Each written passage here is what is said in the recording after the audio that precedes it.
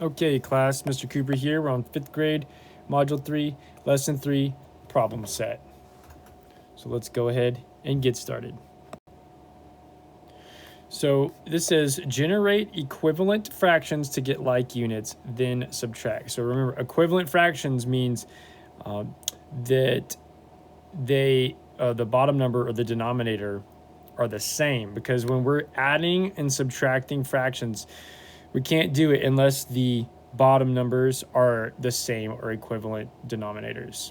Okay, so let's zoom in on A, and let's think, what is the first number that both 2 and 3 can go into? Well, I'm going to write this down. You don't have to copy this part. But so let's count by twos. We got 2, 4, 6, 8, 10, and let's do some threes. 3, 6, 9, 12, 15. You might notice right here that 6 is the first number that they both get to. So I know that I can change this number 1/2 to sixths, and I can change the thirds into sixths. But if I do it to the bottom, I got to do it to the top. So what times 2 equals 6? Well, 1, 2, 3. So I times the 2 by 3. I'm going to write it down here. It's going to give me 6. And if I do it to the bottom, I have to do it to the top. So what's 1 times 3? 3. So 1/2 becomes 3/6. Now let's look at 1/3. What do I have to do to 3 to make it into a 6? Well, I times it by 1, 2.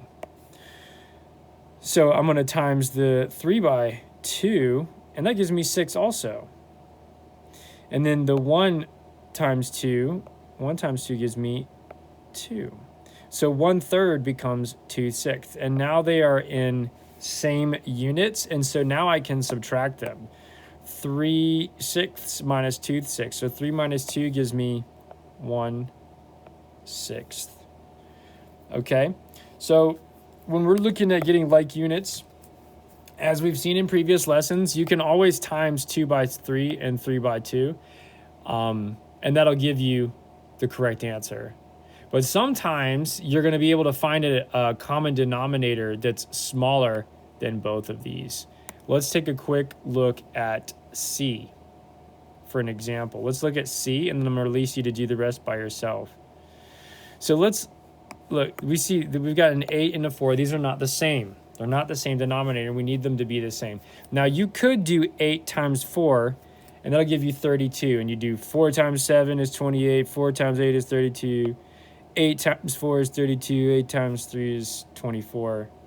You could do that, and if you did all your math right and simplified, you'd end up having the right answer. But I think when I see 8, I know that 4 is a factor of 8, or 8 is a multiple of 4. I can turn the 4 into the 8 and then leave the 8 the same. I don't have to do anything to it at all. So how do I do that? Well, what do I have to do? I'm going to bring all this over, 7/8. What do I have to do to 3/4? Or what do I have to do to a 4 to make it like an 8? Well, I have to times it by 2. So minus. So I do 4 times 2 gives me 8. And then I do 3 times 2, which gives me 6. So notice how one of these numbers was already my least common denominator. I'm not going to make 8 smaller, but I could make 4 bigger. Right? And 4 will fit into 8. And so I left this the same, and I just changed this. We got 7 minus 6 equals 1/8. Okay, so go ahead and try to do these by yourself. Don't worry about this part right here. I'm not going to make you do that. Try doing, let's do B and D by yourself, okay? And then go ahead and try to do that, and then we'll have the answers pop up in 3, 2, 1. So here we have the answers, 11/30. And then down here we did it a couple different ways, but either way the answer is going to be 1 1/40. Okay. So kiss your brain if you got that right. And let's go ahead and move on.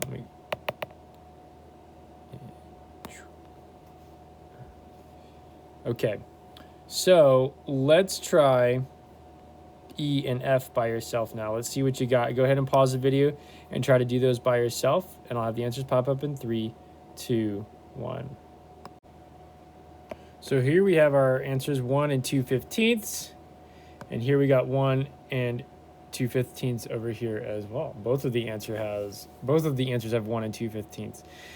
So right here, you might be wondering, why is it 30 and not 60, right? So if you got this answer, you would have simplified, and you would have simplified correctly if you did it that way, which is fine. As long as you showed your work and you got this answer. But the 30 is the easier way to do it. And why do I say that? Because you could do 3/10 times 6 and then 1/6 times 10, and that would give you 60. But remember, 30 is the first number that both 10 and 6 can go into easily, right? I'll show you. We got, let's count by 6. 6, 12, 18, 24, 30. Let's count by 10s. 10, 20, 30. It's the first number that they both will fit into, and so it's the least common denominator. Okay, kiss your brain if you got those right. And let's move on. Go ahead and try to do G by yourself, and I'll have the answers pop up in 3, 2, 1. So here we got our answer 3 and 4 21ths, 21sts. Not sure how you would say that, but see, we changed it to the LCD was 21, right? And you do 5 minus 2 gives you 3, and 18 21sts minus 14 21sts is 4 21sts. Kiss your brain if you got them all right. If you're not understanding what's going on, go ahead and pause the video and come and talk to Mr. Cooper. Otherwise, let's keep moving. So, George says that to subtract fractions with different denominators, you always have to multiply the denominators to find a common unit. For example, now we've seen one of these before. In a previous lesson, they did the same thing except with addition. Show George how he could have chosen a denominator smaller than 48 and solved the problem.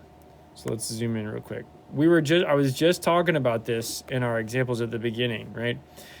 What it's saying is that there is a number that's less than 48 that both of these numbers are factors of.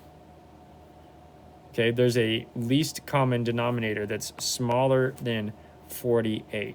So I want you to go ahead and try to do this by yourself, and I'll have the answers pop up in 3, 2, 1. So here we have the answer.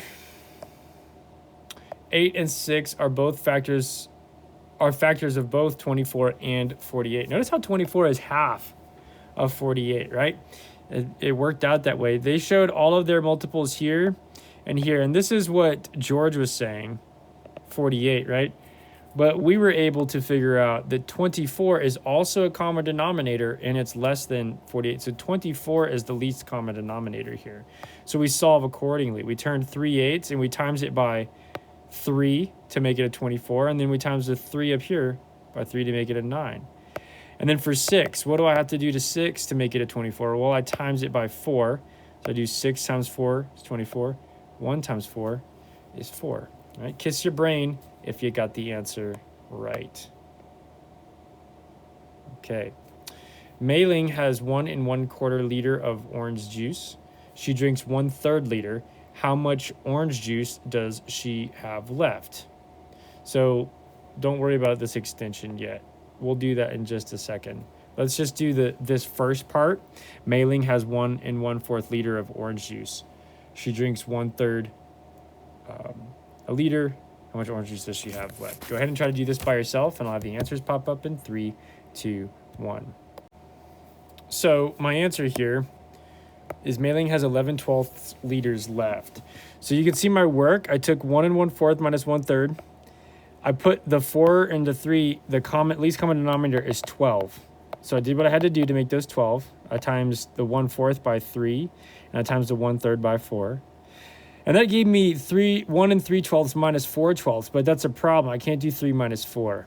So I turned my mixed number 1 3/12 is really 15/12, right? 1 times 12 is 12, plus 3 is 15/12, right? And then I got 15 minus 4, which I can do. And that leaves me with 11/12.